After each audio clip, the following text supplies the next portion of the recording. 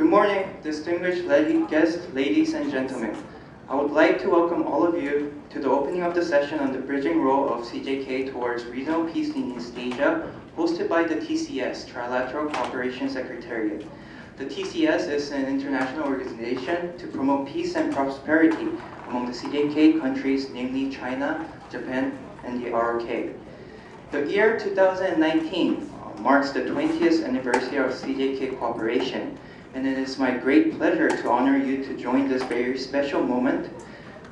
And today's session is composed of 3 presentations, 10 minutes each, followed with panel discussion, inviting distinguished panelists who will be presenting for 5 minutes each. Now let us begin the session. First, it is my pleasure to invite Han Mei, Deputy Secretary General of the TCS, to the podium. Please welcome him with a big round of applause. Thank you.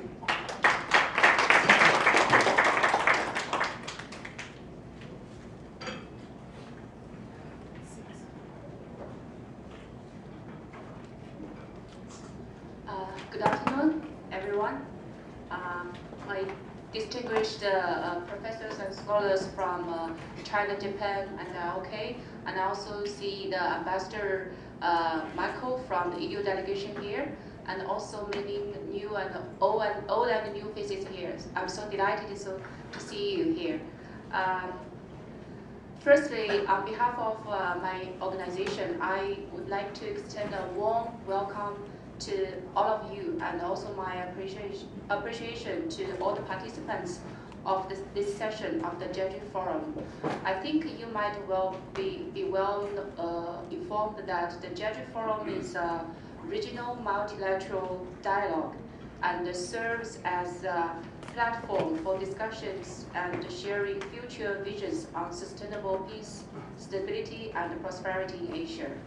The TCS has been participating in the forum since 2014, and I'm very delighted to organize today's session, as the MC already pointed out, that to commemorating the 20th anniversary of China, Japan, the ROK Trilateral Cooperation under the theme of the bridging role of CJK toward regional peace in East Asia.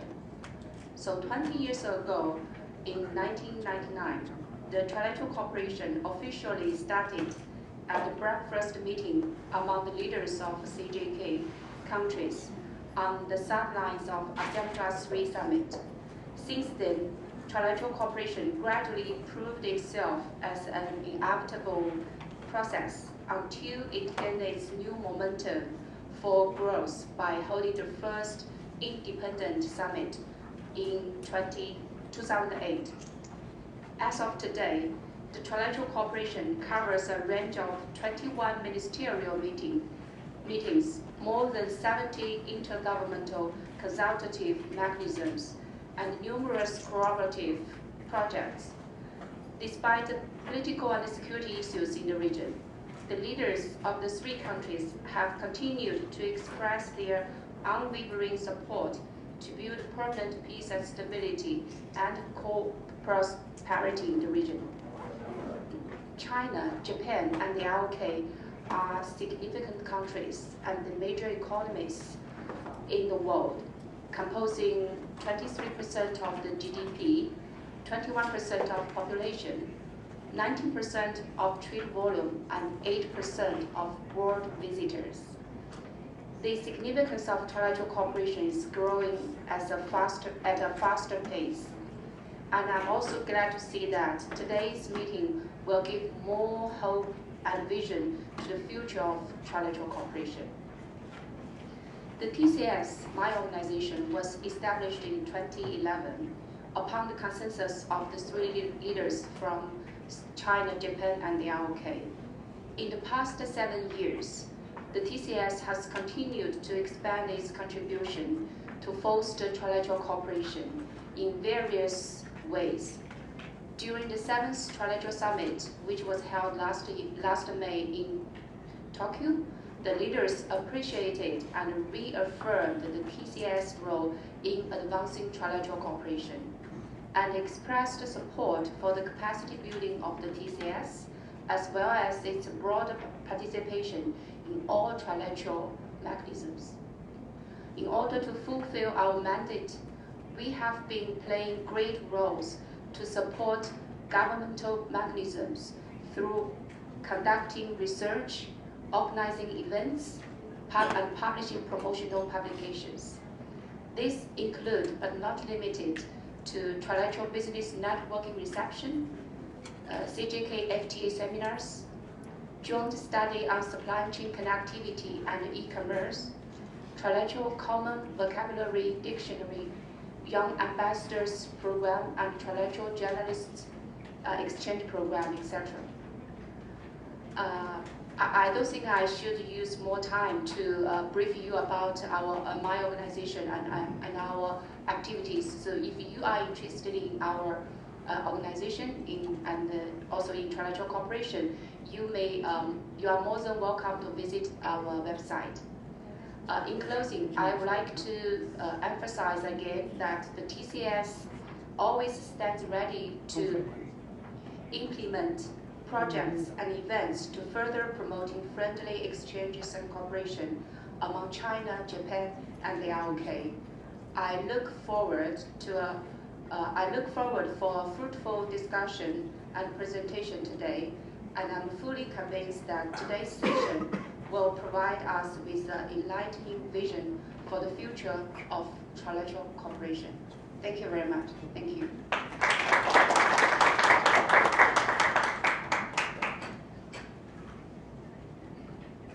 Thank you very much, Secretary Han. Now let me introduce Mr. Woo Soo-gun, who will be moderating our session.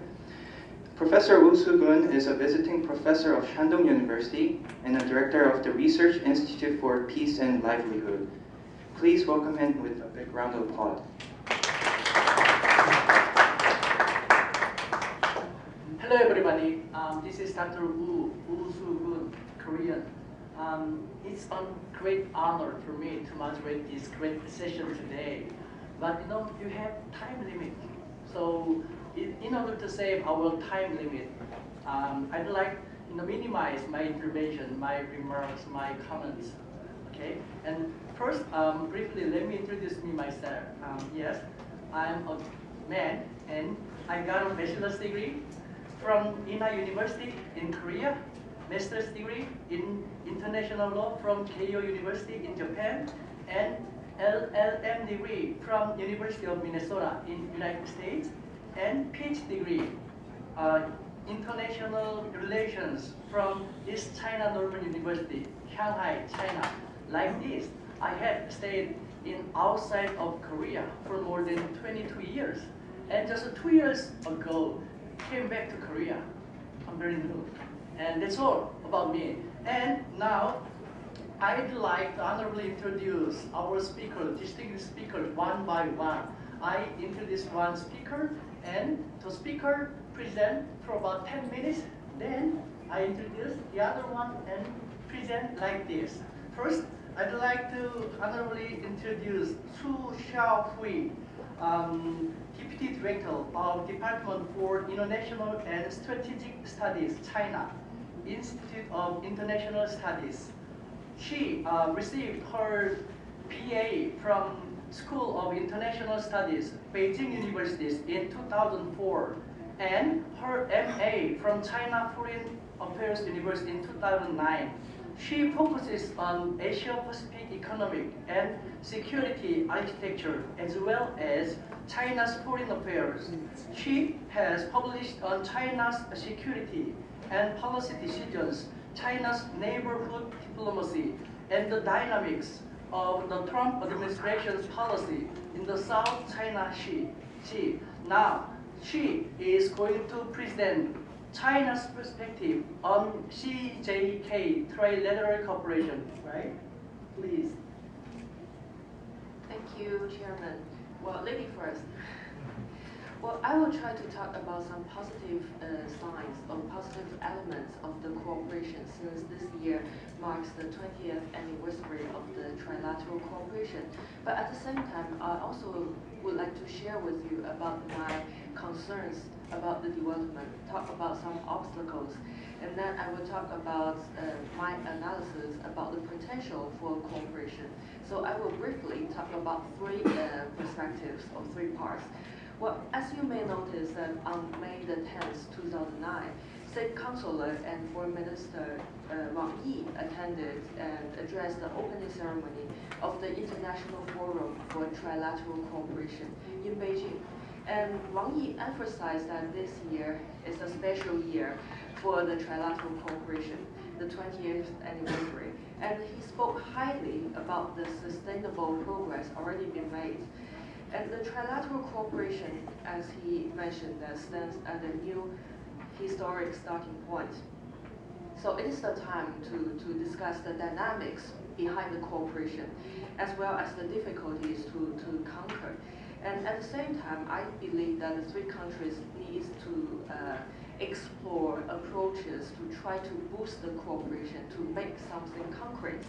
Well, talking about the dynamics behind the trilateral cooperation, the first element I believe is that the three countries do play a role, not only in regional economy, but also in the global economy. China and Japan, as you may know, that is the top economies in the world, the number 2 and the number 3. South Korea ranks the 11th. But this country has its own advantages. The country has topped the Bloomberg Innovation Index for 6 times. So this is something remarkable, I have to say. So the three countries account for more than 20% of the global GDP, more than 17% of the world's collective trade volume, and more than 21% of the world population. So this is the foundation for cooperation, and this is the foundation for the trilateral cooperation to play a role in regional economy. And at the same time, the three countries' economy all faces some downward pressure, honestly. China is undergoing profound domestic changes. And in this process, I have to say that my country is facing a lot of difficulties, especially to change the focus on the quality, on the quantity of the economy to the quality of the economy. Is a very difficult process. And at the same time, as you may notice, that last year, Japan's GDP increased by 0.9%. So it is lower than the previous year. So set out some signal to the government that something needs to be done. And for South Korea, last year, the increase was 2.7%. That was the lowest growth in the past 6 years. So the three countries need to think about the driving force of the economy, try to find some new approaches to boost the economic cooperation. And the third signal, the third element I would like to mention is that the three countries support multilateralism and globalization. Well, this is quite important. If the cooperation would like to happen, to go further, the related countries need to keep some common principles and to move in the right direction, to move in the same direction. As you may notice that the three countries have benefited from the free trade, and the countries support trade liberalization and trade facilitation. They also worked for free trade agreements with the other countries, and this contributes a lot to the globalization. And for the three-country cooperation, well, it is a time that the world is facing a lot of difficulties, especially the protectionism from the major economies. So in this context, I believe that the trilateral cooperation is a very strong signal to the world that the three countries would like to contribute to the globalization, to the world economy. And especially after the US withdrawal from the TPP, which was a big plan, I have to say. And Japan and South Korea, I believe, attach more importance to the trilateral framework with China, and also attach more importance to the RCEP. And according to the Korea Institute for International Economic Policy, according to its report, it is estimated that in the first decade after effection of the trilateral agreement, the economic benefits will worth up to 16.3 billion. So it is something that we need to look to, we need to expect.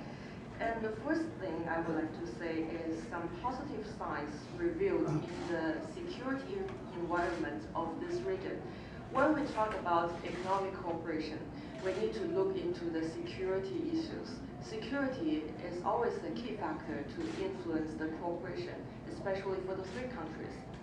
And last year, we have witnessed some changes, positive changes in the Korean Peninsula, and the high-level exchanges between the north and the south of the peninsula help to cool down the regional tension and provide opportunities for cooperation. So I believe that the three countries have got to realize that any country's security should not be built at the cost of the other country's security. So this is some principle that the countries keep in mind.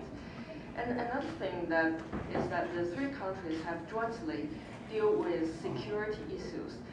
As we have talked a lot that for the non-traditional security issues, it is unlikely for any country in the world to deal with some difficult problems alone, like the climate change, transnational crime. The countries need to work together to help each other. So non-traditional security issues are less sensitive and maybe the starting point for the related countries to start with for the security cooperation. And this year is kind of special. It's the 20th anniversary for trilateral cooperation. And it is also the 100th anniversary of the establishment of the provisional government of South Korea. And it is very likely that President Xi Jinping attend the G20 summit in Japan and pay a state visit. So it is a year for high-level exchanges. So it is the year to strengthen the willingness for cooperation. And as for the progress of the trilateral cooperation, the first thing I believe is quite important is the institutionalization. Institutionalization is something that China attaches great importance to. China believes that we need to set up frameworks for cooperation. Then the related parties will join in the framework to work on the different levels to boost the cooperation. And the leaders' meeting is not only symbolic. It is something quite important to bring the related parties together to try to play a unique role for communication. And the three countries have been working on the free trade agreement, as you may know. 15th round of talks have been conducted. And in this process, we talk about the principles and also talk about some details. And for the cultural exchanges, well, I believe tourism is something that matters a lot. Well, I have to say that the three countries have visited each other a lot from the civilian perspective. And it is also a very good opportunity for the three countries to try to get to know each other to avoid miscalculation. And talking about obstacles for the trilateral cooperation, the fourth thing, as we always mention, is the mutual trust. Mutual trust among the regional countries, I have to say, is still fragile. Well, currently, if I am correct, that South Korea is monitoring China-Japan interaction. Japan's attitude towards the historic issues also play a role in the regional relationship. And China is concerned about the U.S. alliance in the region, about the U.S. strategy towards Indo-Pacific or Asia-Pacific. And the deployment of that system still might be an obstacle for the cooperation. And another thing for the obstacle is that interdependency needs to be improved. China, Japan, and South Korea are all important economies, but the trade volume among the three countries accounts for less than 20% of the total trade, so a lot of space to be improved.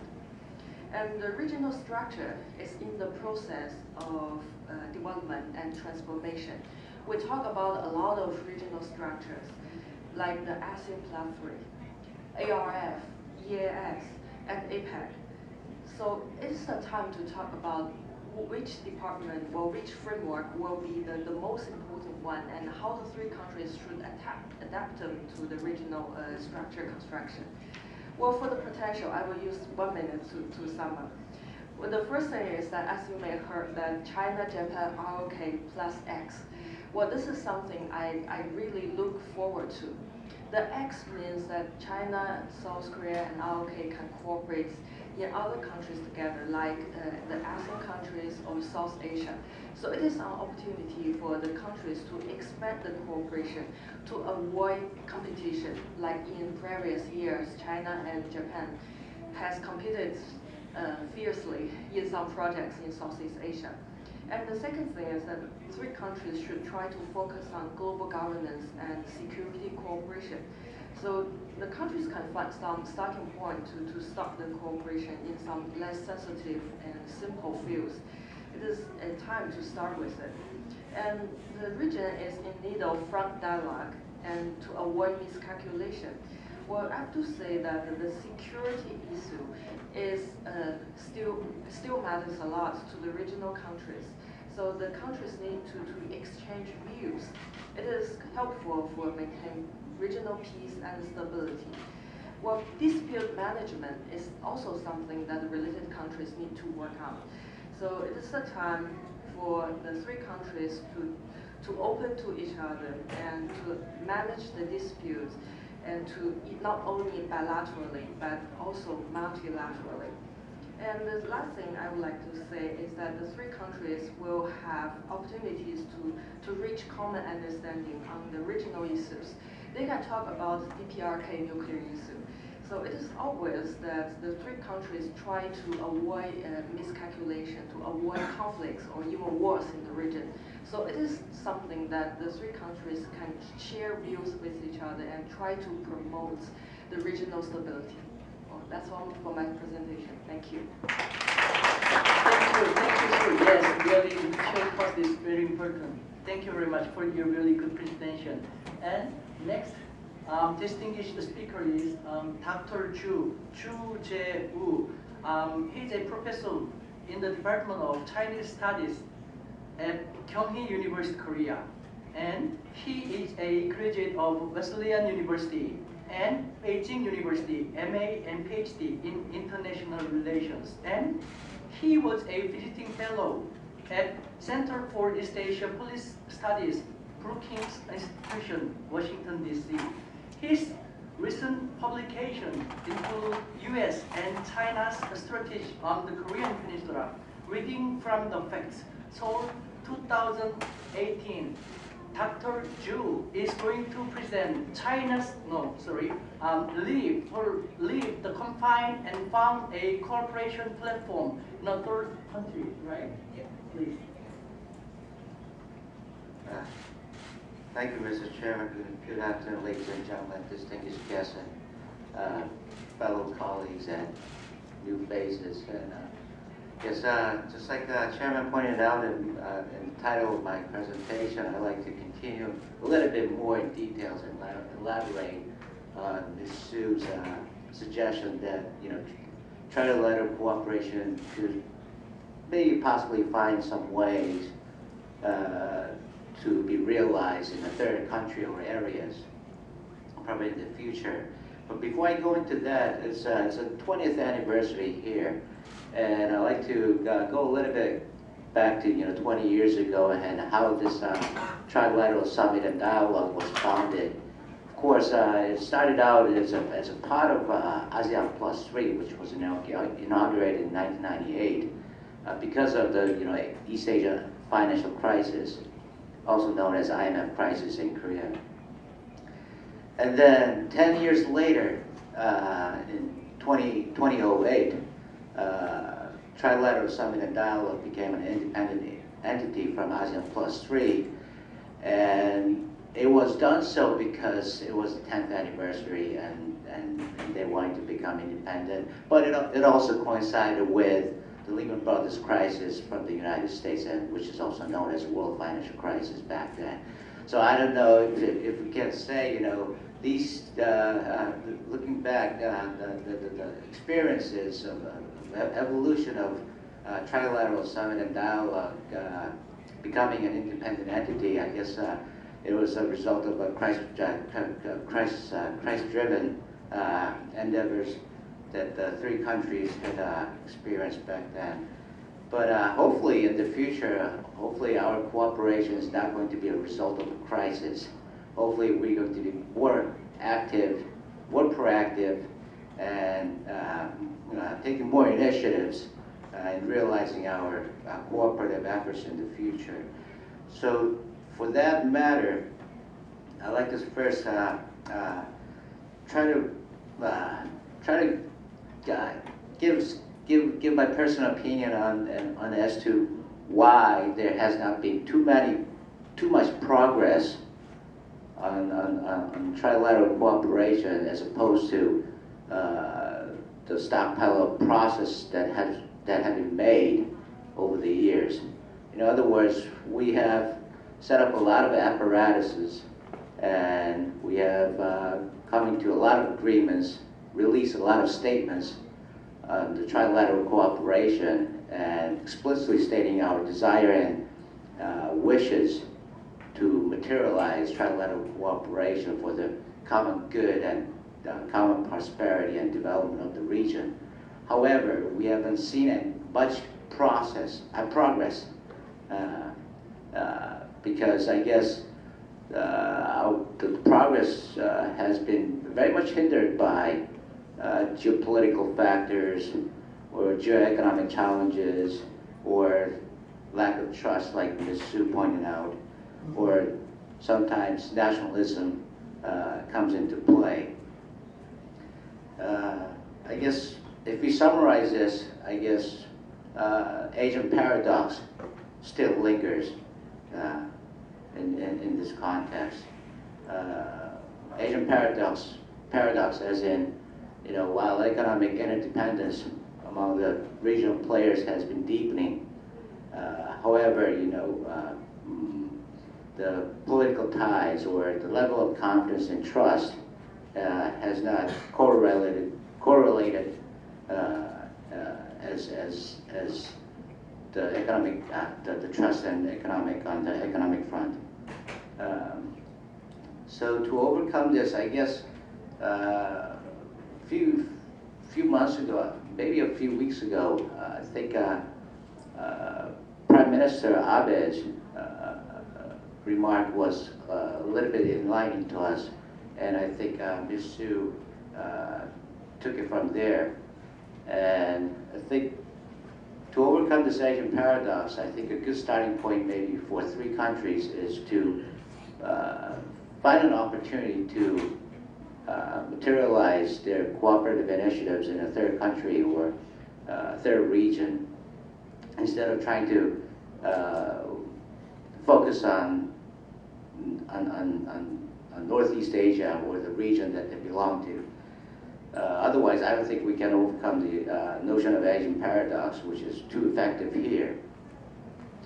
And I say this because in a third country or third area, I think we can expect so many positive dividends for our future cooperation.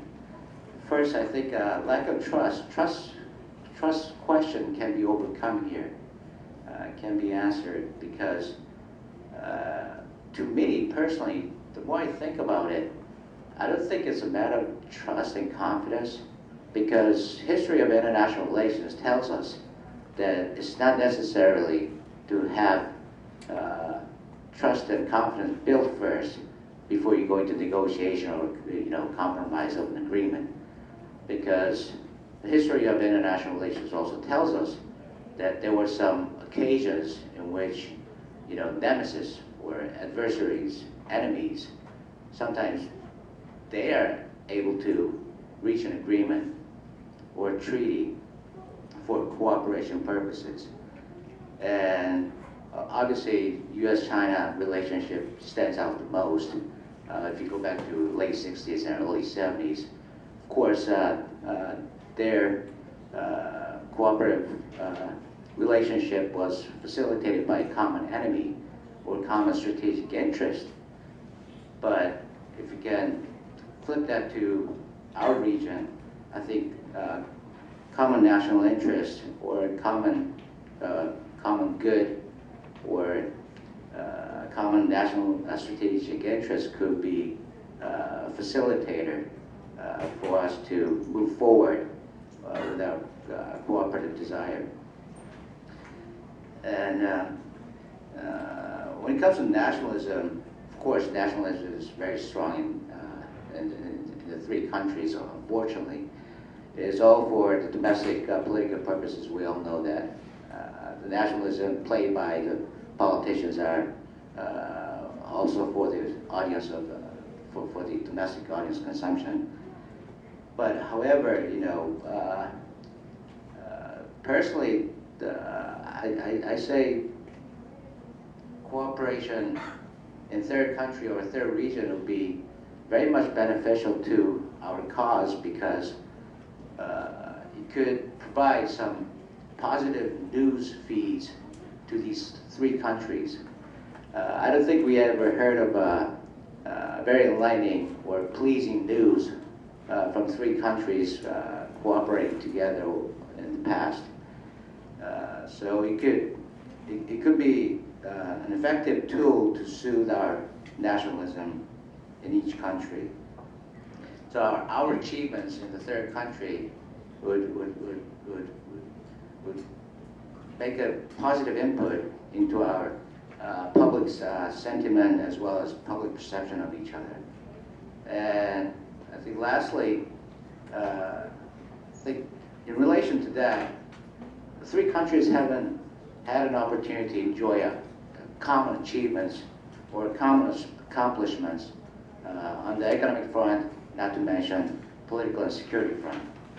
So if non-traditional security areas or non-political security areas is very much feasible for the three countries, just like Ms. Su pointed out, I think we should take our cooperative initiatives in the economic realm as the starting point of building experiences, building practices among the three countries.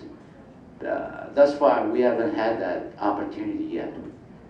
So I think it's a good starting point for us to build that kind of experience in a third country and a third region, which will be all neutral to us, but we can also contribute to the common good and common prosperity and development for the global economy as well as to the consumption of human security too. Thank you.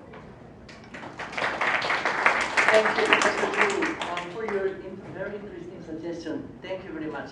And the next distinguished speaker is Dr. Oshita Yoshiyuki.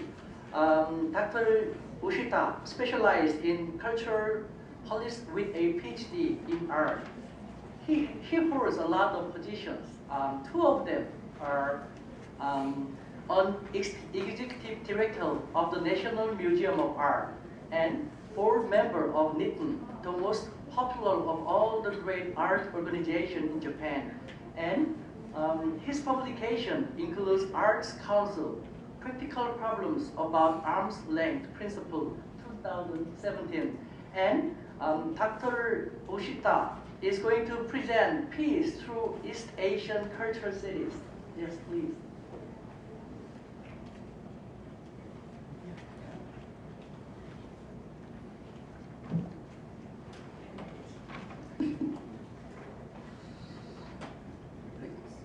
Good afternoon, everybody. Thank you for your introduction, Dr. Wu. And I'd like to thank the Trilateral Cooperation Secretary for this opportunity to speak to you today. Today, I'd like to talk about peace through East Asian cultural cities.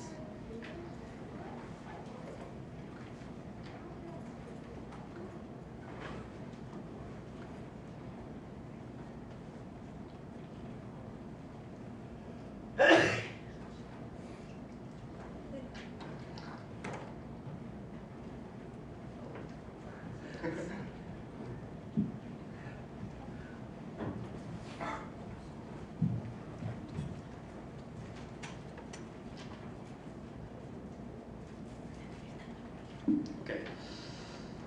The Cultural City of East Asia program is one of the most important cultural exchange programs among 3 countries in East Asia. This program was created based on an agreement reached at the meeting of ministers of culture from Japan, China, and South Korea. Every year, one city in each country is selected. These 3 cities are aiming to develop their ties through culture and art. 3 cities host a variety of cultural and art-related events to introduce both modern and traditional art and culture to their partner cities.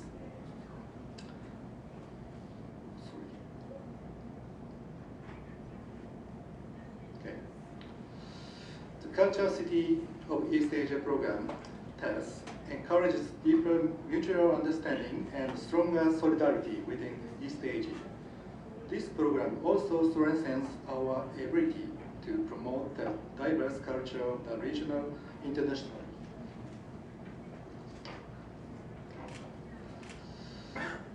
The cities chosen as Cultural Cities of East Asia also use this project as an opportunity for continued development by taking advantages of their distinguished cultural characteristics to promote culture, the arts, creative industries, and tourism. As a project leader, I was in charge of investigating the first ground design for the Japanese government proposed the Cultural City of East Asia program. I also served as an advisor to Kyoto in 2017, Kanazawa in 2018, and Toshima World in 2019, when they were cultural cities of East Asia. So, how have the cultural exchange been between cities and between people in those cultural cities? Let's go back to the 2014, which was the first year. The Cultural City of East Asia in 2014 were Yokohama in Japan, Gwangju in South Korea, and Kanzhou in China. In Yokohama, a theater workshop was held for high school students in all 3 countries. The participants could not understand each other's language, but they realized that human relationships are beyond words. A symposium to recap the workshop was held as a part of the closing event. I served as a coordinator of this symposium.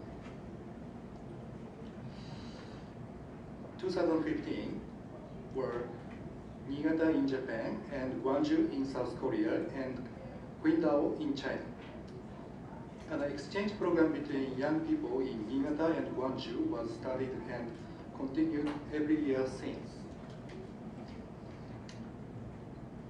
So, the participants did not speak each other's language perfectly, but they proactively interacted with one another. There were tears when they said goodbye at the airport. They also realized that what was the special about the city they live in. 2016, Nara in Japan, and here Jeju in South Korea, and Ningbo in China. An international cultural exchange program called the East Asian Cultural Creation Nara class was held for high school students and college students. This exchange program began in 2017 with an aim to hand over the fruits of the East Asia Cultural City program in 2016 to the future generation. Students in China and South Korea were invited to Nara, and students from Nara invited China and South Korea. 2017, Kyoto in Japan, and Daegu in South Korea, and Changsha in China. Daegu has an opera house, and performing arts from traditional dance to theater and musical can be enjoyed across the city. In fact, Daegu is also known as an eminent performing arts city in Korea. 3 excellent groups from Japan Student Theater Festival performed at the Daegu Theater Festival as part of Cultural Cities East Asian Exchange Program. 2018,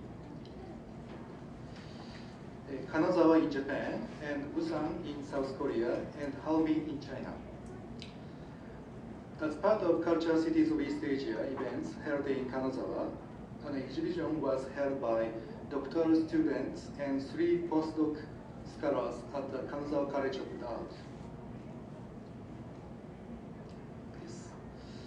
Through this exhibition, which was created and researched in Kanazawa, the Kanazawa College of Art has begun to play a role in establishing new relationships through East Asia. In 2019, Toshima City in Japan, and Incheon in South Korea, and Xi'an in China. This is Toshima City. And in Toshima City, there are about 1,400 special ambassadors who will work as a supporting group for culture and arts. A system to select special mission ambassadors has also begun, targeting students attending universities located in Toshima City. And more than 300 residents of Toshima City are planning to organize a tour and visit Xi'an and Incheon in autumn this year. This should be specially mentioned.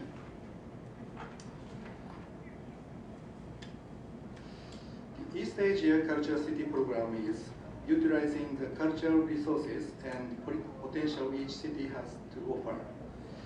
Its effects are not limited in only the field of culture, but will contribute to education, tourism, economic stimulation, and urban redevelopment, as well as the overall fields of policy.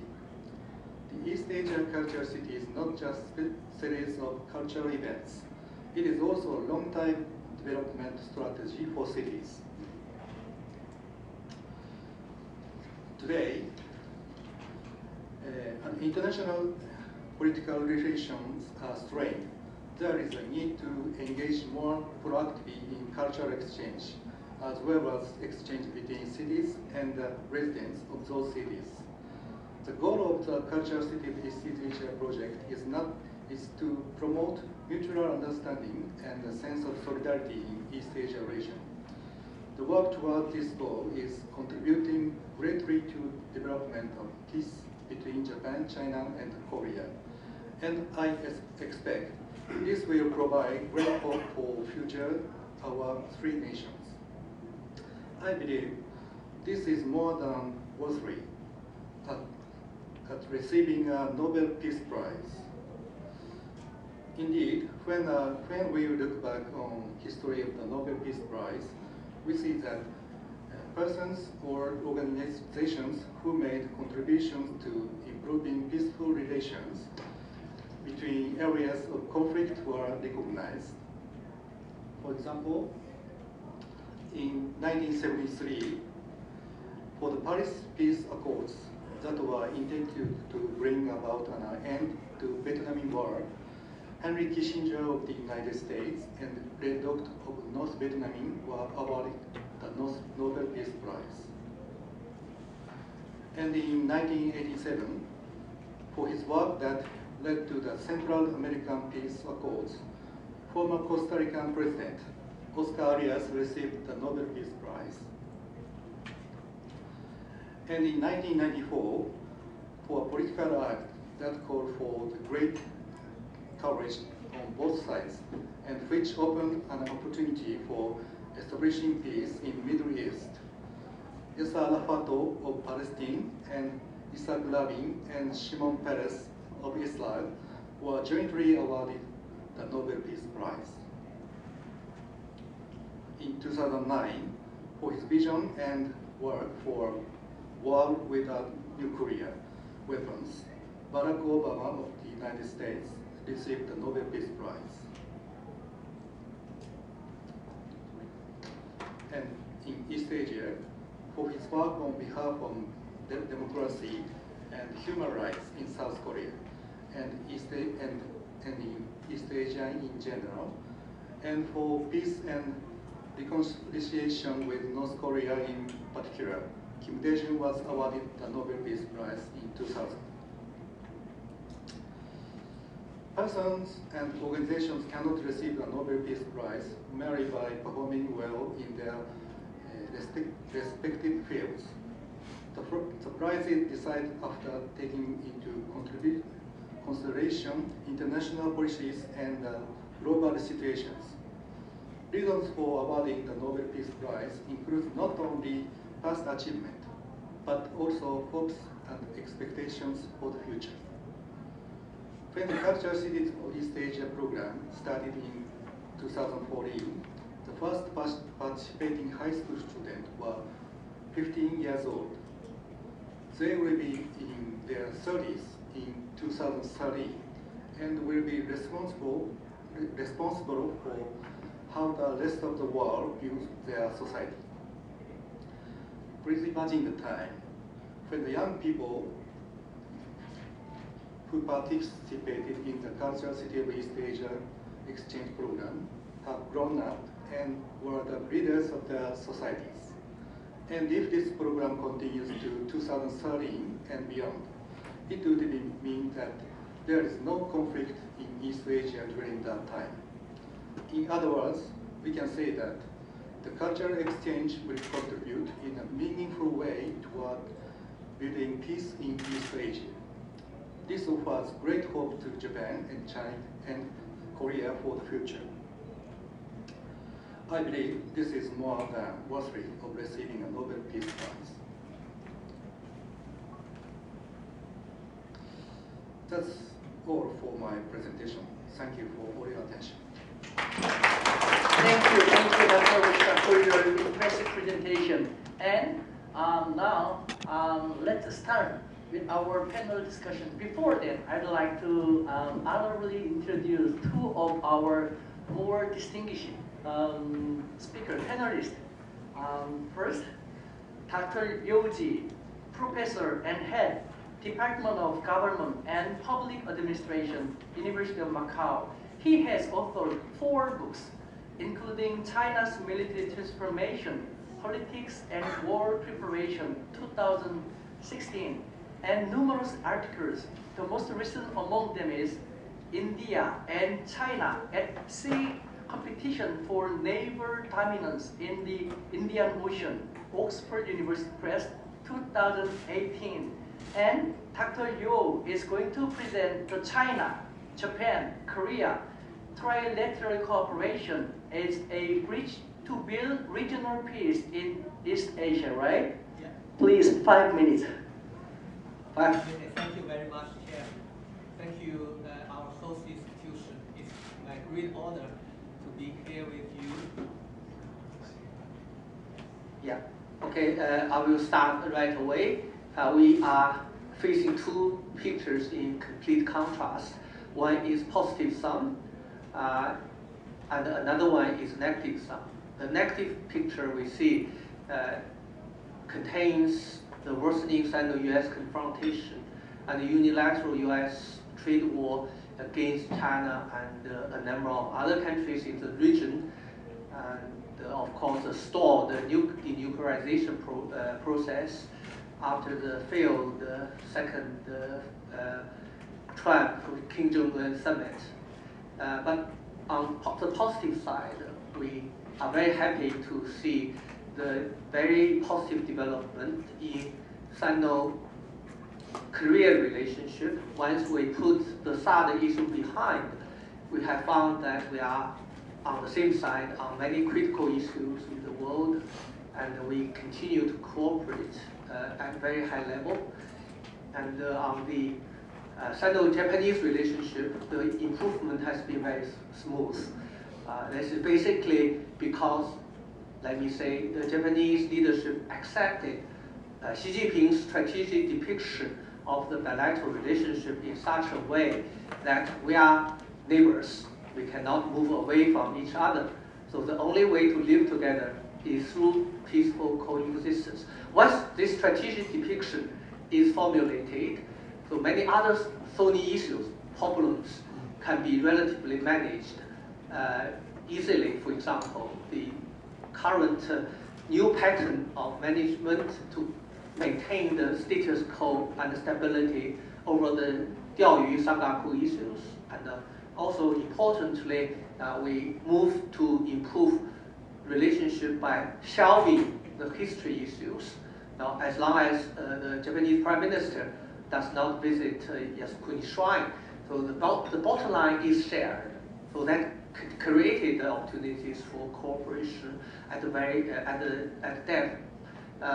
Finally, the positive sign of the regional cooperation and the security stability is, I think, also Kim Jong-un's acceptance of President Xi Jinping's two advice. The first one is that the nuclear weapon is not the best, not even the workable weapon for South Korea's regime survival. Second, for North Korean prosperity and survival, economic development and opening up of the country to the outside world is more important. I think this setup, these are the I think was one of the reasons that Kim Jong-un went for at least we call suspicion of nuclear programs, although not really denuclearization as we normally depict it. I have two specific issues to talk about today, very briefly. The first one is that how the three countries work together to cope with the U.S. Trade war that is intended to change, to substantially reshape the global value chains.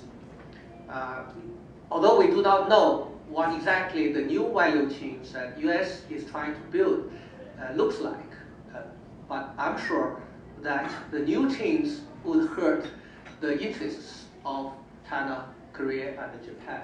The signs of the negativity are already clear for us to see. We face a situation where the trade opportunity, the lost trade opportunities, and the slower economic growth of the last year also. So how to cope with it?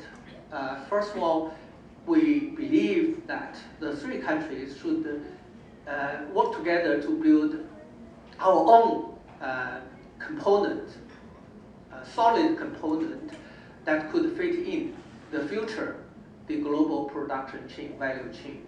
Now, through cooperation in the high-tech areas, IT industries, of course, 5G and AR, build up our trilateral mechanism of complementarity as our way to offset the direct pressure from the shaping or reshaping of the global production chain. So we have to facilitate and quicken our negotiation for the trilateral free zone FTA. This is one specific thing I want to mention. I think TCS should work towards this end. How we will work out a list of negative impact or what possible things we can do to build up this component of complementarity as our contribution to the renewed the global value chains. The next point is the North Korea issue. I think the denuclearization is very crucial to all the three countries. But by degree, it is less so to the United States because denuclearization is our primary security concern. But once this goal is relatively obtained, when the denuclearization makes progress by the North Korean leadership, the next issue we call the geostrategic impact of denuclearization start to emerge. So they would have strategic calculus that who will benefit more from stabilize stabilize the Korean Peninsula. Of course, China's rise. Of course, the quickened pace towards reconciliation between the North and the South. That may disrupt the rhythm of U.S. strategic design in Northeast Asia. So I think the U.S. has put a brake on this by simply refusing to lift sanctions, economic sanctions against the North, and to us, I think proportional lift of sanctions to welcome further progress of the nuclearization is very, very important to facilitate the whole process, at the same time to strengthen the momentum of North-South rapprochement.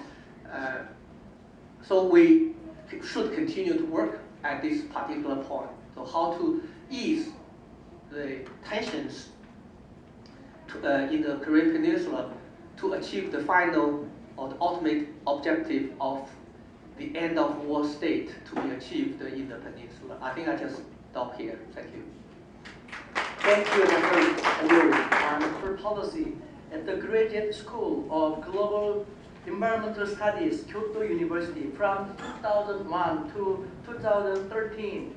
And he is currently lead co-chair Task Force 3 on Climate and Environment of T20 Japan 2019, and Professor Emeritus of Kyoto University, Senior Fellow of the Institute to Global Environmental Strategies. And his publication include Environment in the 21st Century and New Developed Patterns and Environmental Governance. He is going to present Strengthening CJK Air Pollution Control Cooperation consistent with Achieving Paris Agreement and SDGs. Please. Thank you very much, Professor Wu, for your very kind introduction. Good afternoon, everybody. As Professor Wu introduced, my subject is this. And I have two messages.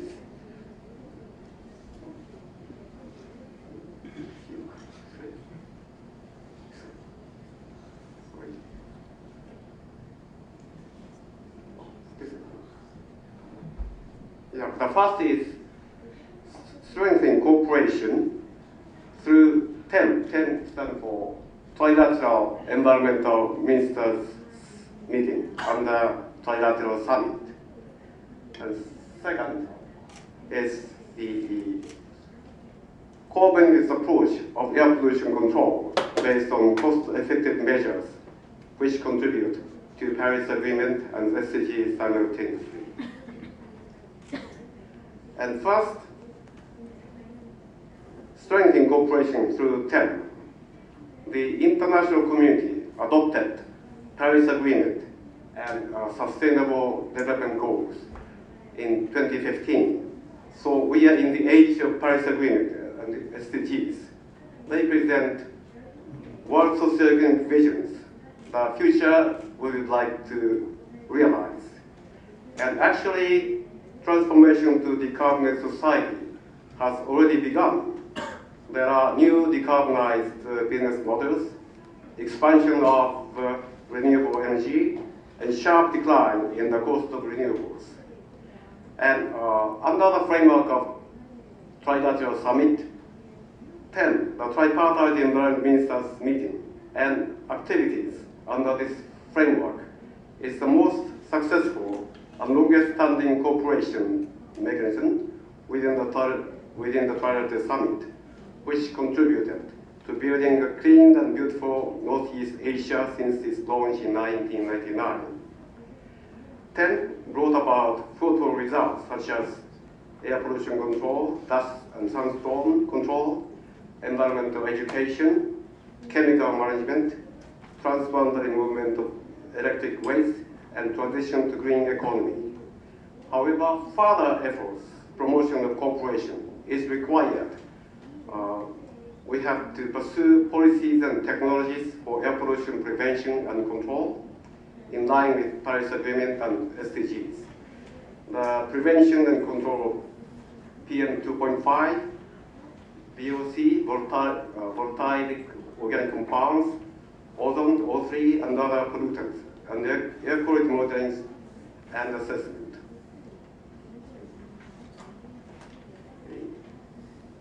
And UN Environment, UNEP, and Asia Pacific Clean Air Partnership, and Climate and Clean Air Coalition jointly published a report last year entitled Air Pollution in Asia and the Pacific, Scientific-Based Sources, with 107 authors and 53 reviewers. This report aims to support efforts to address air pollution in Asia and the Pacific by providing options for tackling air pollution in the context of the SDGs. Actually, air pollution is a serious health crisis across Asia and the Pacific. Only 8% of people in Asia and Pacific enjoy clean air.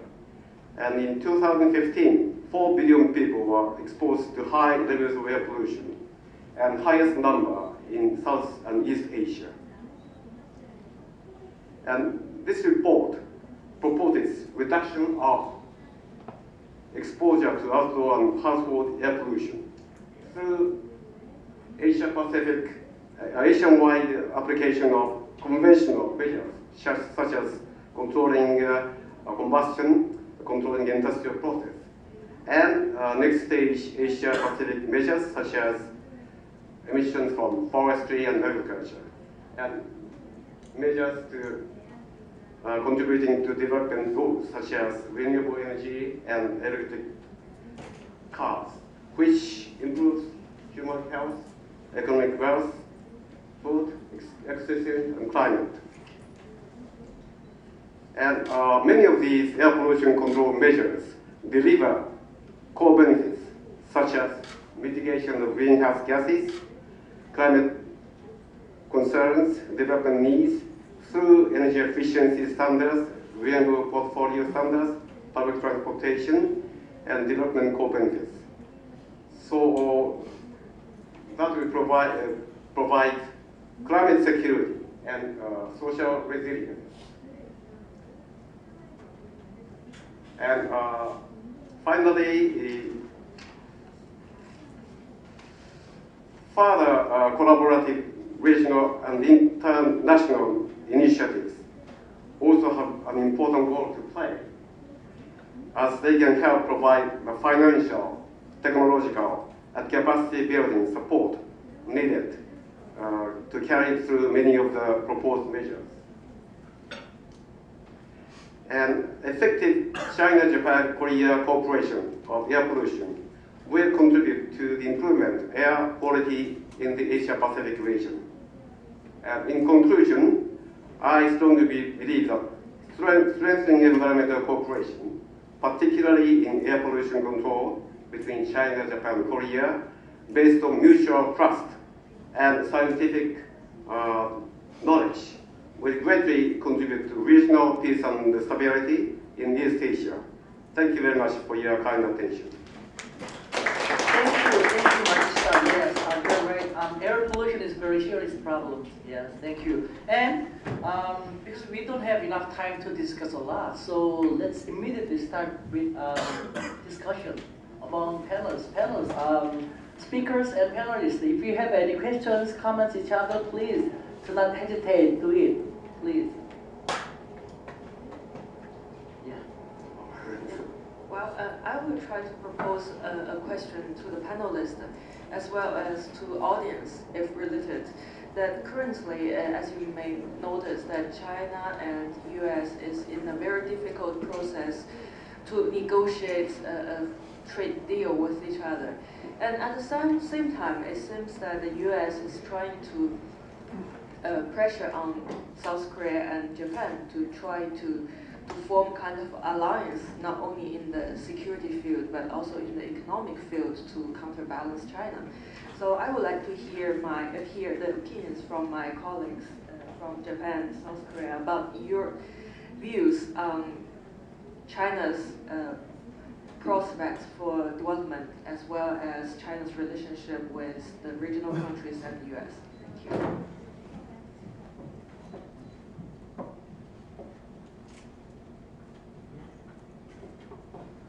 Professor Zhu? Is this too sensitive? I don't think it's sensitive, but just I don't know if anybody will be bold enough to give you a concrete answer, because it's really challenging. With regards to China and South Korean relations, that's much I can say. I might have a different perspective from other Koreans probably, because I'm a strong believer in the cause of the always deteriorating relationship between the two. It all stems from that. Yeah. We know that is an issue that has not been resolved yet, and South Korean government has been postponing in the name of environmental and ecological studies. So the result might not come out in about a year or so. And until then, I don't think China sees it as a solution, that case being solved yet. So I don't think that's why China's presidency visiting to Korea is going to happen. As long as that still lingers around the two countries, I don't think we can expect much improvement. Thanks. Then what about Matsushita or Oshita from Japan side? Thank you very much. I have a couple of comments listening to various presentations. One is the obstacles to China-Japan-Korea cooperation is trust building. So I think, of course, there are always various political tensions among these countries, but always we can continue cooperation through civil society level, through academic level, through local authorities level. So it is important to continue dialogues at various levels. That is one thing. Secondly, non-military security that Susan referred to. One of them is climate security. In my view, one of the very important security issue is climate. But we have to work together, address this issue collectively and urgently, seriously. So we need collaborative efforts, particularly in East Asia. China, Korea, and Japan are emitting a substantial amount of greenhouse gases. So we have a special responsibility to lead the transformation to a climate resilient and sustainable society. And I'd like to ask something to Professor Oshita's presentation about the culture to Peace Prize, Nobel Peace Prize. Actually, there are some people like IPCC and Mr. Gore and also Wangari Maathai, who has contributed to climate change and also environmental preservation. They are awarded because they have contributed to the improvement of environment, and through that they contribute to the world peace. So environmental conservation is also part of the peace building. Thank you very much. Thank you. Matsushita. And yeah. So I'm sorry, I will speak in Japanese firstly and translate. 私の専門は文化政策ですけれども、日本と韓国、中国の3カ国の文化交流を考えるときに、やはりお互いのこの多様性を認めるということが非常に重要だというふうに考えています。多様性と同時にですね、この東アジアの同質性を考えると、やはり日本も韓国も中国の文化の影響を多大に受けているんですね。そういった意味では、同質性のお互いの認識は比較的良いだと思います。一方で、この多様性お互いちょっと違うんだけれども、それはどちらが素晴らしいということではなくて、お互いのその文化を認め合うということが非常に重要な場面に来ていると思っています。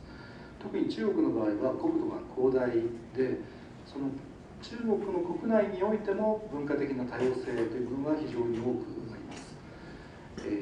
その東アジアの中での文化的多様性を認めていくことが、中国自身にとっても国内の多様性を許容するということの大きな一歩になるのではないかというふうに考えています。So since my expertise is not security of economic but the culture exchange, so I think understanding the diversity among China, Japan, Korea, Korean youth is very important. So there is so many commonalities, each other's culture, since each other's culture history affects each other deeply. So in terms of diversity, I think so it seems like there's so many commonalities, but not competing each other, just accepting commonalities, and then also like diversity of each other's differences. And then also because China is such a big country, China itself experiences so many diversity. So understanding the commonality and then accepting the differences between CJK youth is also the big step for China to understand and accepting the diversity.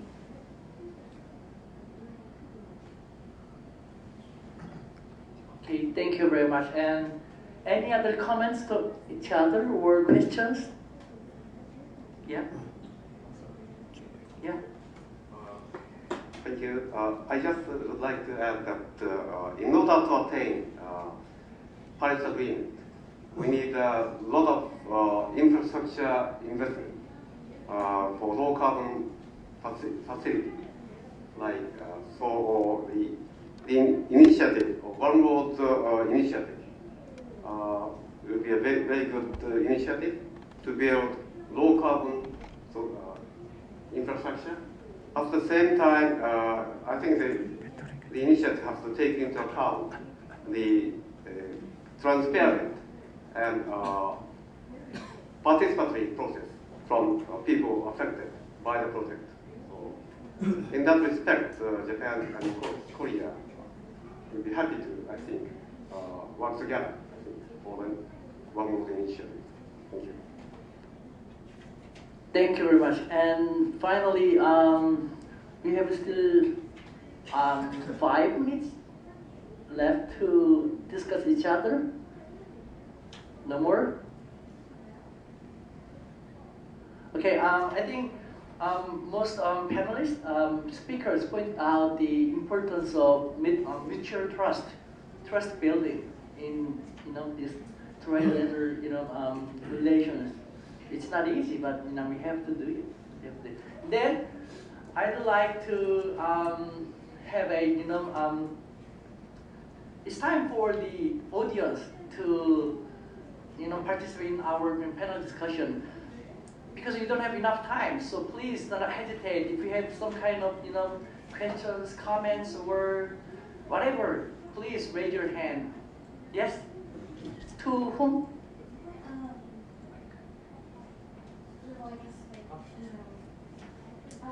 Hello, my name is Mina, and I'm an undergraduate student in Jeju University. First of all presentations are so great, but my question is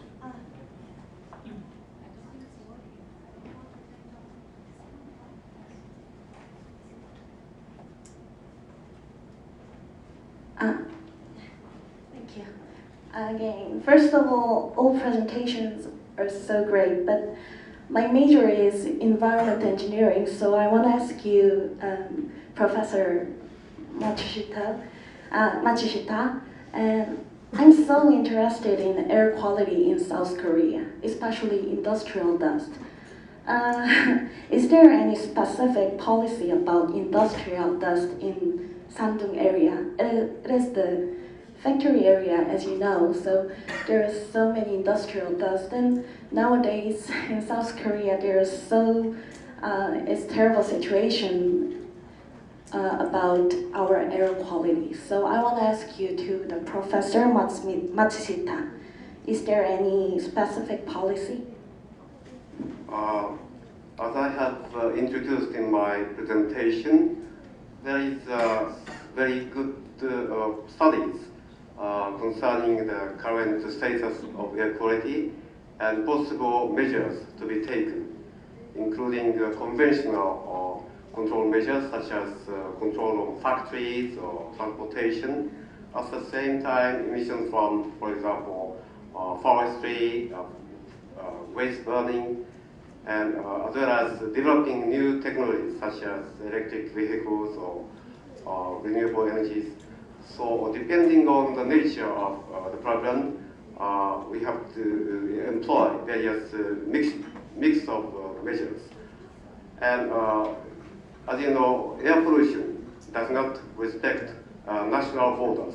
They cross freely. So particularly the China, Japan, Korea share the same environment. So our mutual cooperation is very important based on solid scientific evidence and participation of each country. Thank you very much. And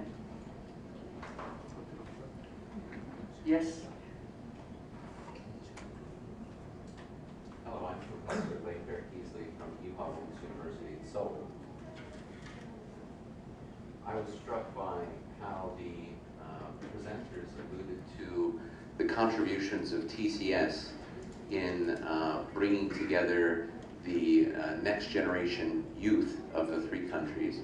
And I've been honored on occasion to speak with the Young Ambassadors program, and I can testify that TCS is making a very important difference in the lives of these up-and-coming leaders.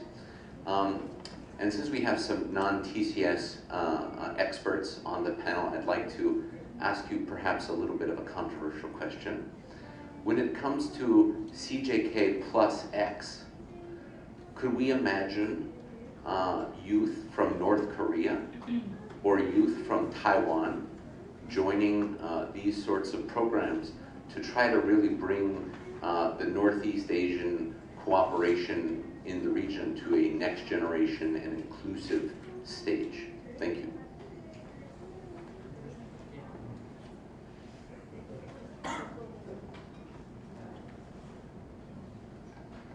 Yes, the more the better, I guess. Definitely, especially for the sake of children and the future. When we talk about cultural gatherings or building cultural community, I think there are a lot of projects issued by the South Korean government. I participated in one of them last year. And when it comes to regional definition of cultural community or ties, I think there were strong, heated debate as to whether we should include North Korea, Taiwan, Mongolia, and Far Eastern Russia, and so forth. But she pointed out, and some of us pointed out, I think there has to be a first step and build a springboard here. And I think we should first probably start with CJK and try to probably expand eventually in the future to incorporate Taiwan and North Korea and Mongolia and Far Eastern Russia for sure. But also at the same time, it's one problem here. How are you going to, I think there's an identity problem here. Even, culture ties and friendship built through culture may allow us to overcome that obstacle here. But I think, identity is something that I think the older generation is more conscientious of instead of the younger generation, and I think there's a strong gap between them. And I think that could be the one question that the youth and the elder generation can come together and have a discussion about it. that was one of the challenges that we faced last year doing this project. I don't know if I answered. Thanks. Well, as I mentioned, the security environment is quite important for the trilateral cooperation, and the changes of the strategy in DPRK and the country's proposal to form a pleasant environment for development may be kind of a positive signal to the regional countries and also to the countries around the world. Well, as you may notice that lately Russia has attached great importance to East Asia, to Far East development. It is based on the developments in the Crimea Peninsula and based on the changes, the positive changes of the regional security.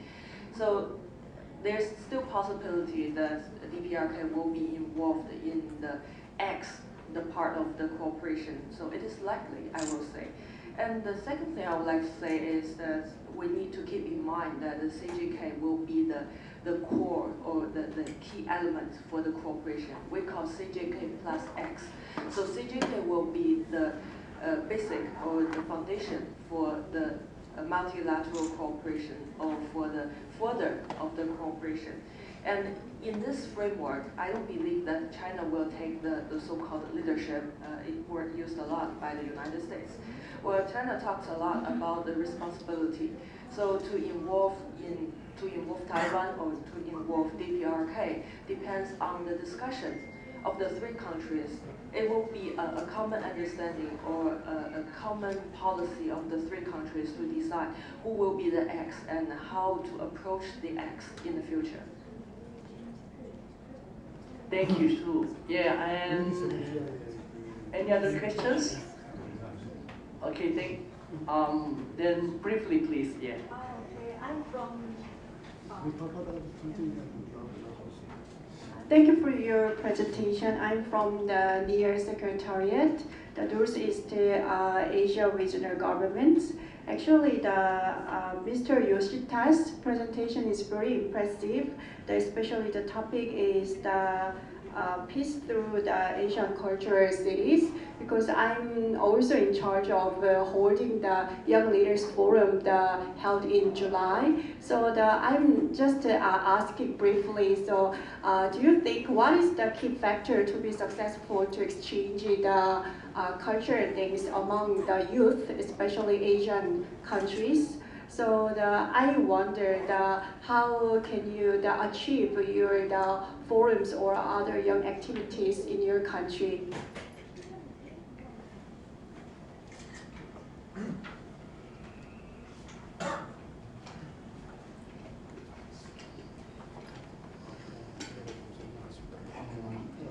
何かをすれば成功するという方程式はないと思います。ただ、先ほども話した通り、お互いの文化的な多様性を認めるということがその第一歩になってますね。で、先ほど話題に出た特に若い世代がその経験を、するということが非常に重要だと考えています。例えば、日中韓の3カ国の若者が一緒に映画を作るという場面を考えてみてもいいと思います。ご案内の通り、映画というのは、映像機器のスイッチをオンして映せばそのまま映画になってしまいますけれども、何をその風景から切り取るのかというのはそこに思いっきり映す人間の主張、考え方が反映されるんですね。例えばですけれども、中東の紛争を CNN のカメラマンが撮るのとアルジャジーラのカメラマンが撮るのでは絶対違う映像になるはずです。そういう共同作業、お互いが関心を持っているものが違うんだという共同作業を通じてお互いの価値観の違い、それを認識し合うということがこの文化交流においての非常に大事な一歩になるのではないかなというふうに考えています。So basically, there is no key factor or absolute factor to bring the successful youth exchange program. But as I mentioned earlier, accepting each other's difference is very important, and then let youth to experience that is one of the most important factor. So, for example, there's a CJK film exchange. So So just film if you press the button to start, then it's going to start the film. But it depends on what to catch from the scene is very up to the film shooter. So to elaborate that, let's say, for example, Middle Eastern War, the video would be very different if the CNN reporter takes and then Al Jazeera takes. So based on that idea, so let youth to understand what each other's expectation is different. To let youth to understand that is one of the most big step to understand. Oh, we're very similar but very different. Thank you very much. And did you enjoy the time? Yes, I did. I did. Yeah. Thank you. First of all, speakers and panelists for their impressive presentation and insight onto our discussion. And also thank you all of you audience. And I especially thanks to TCS staffs for preparation for this wonderful chance. Thank you, everybody. Thank you. Please give a round of applause to the speakers again. The session has almost come to an end. I would like to invite Yamamoto Yasushi, Deputy Secretary General of the TCS, for closing remarks.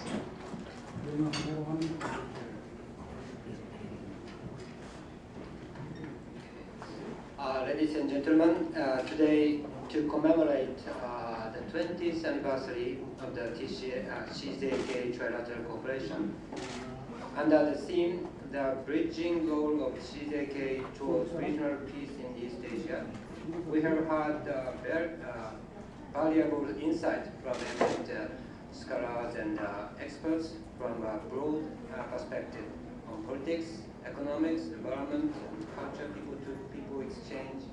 I'd like to express my heartfelt gratitude to all speakers and all people who attend this session. Of course, considering the gravity of this subject matter and the extent of the issues we deal with, the overall 1 hour and a half was too short.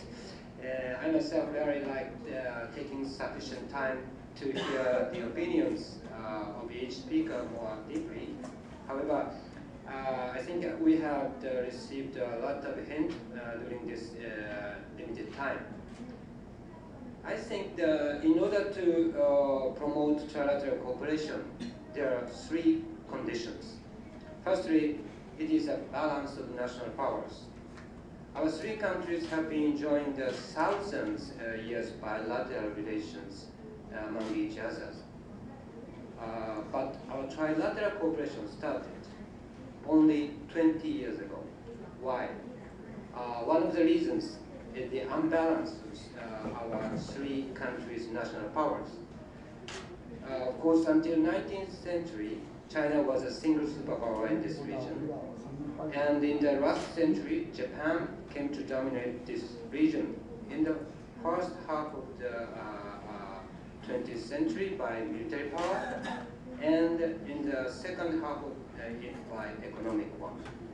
But at the end of the 20th century, a certain balance of the powers of the 3 countries formed a basis for trilateral cooperation.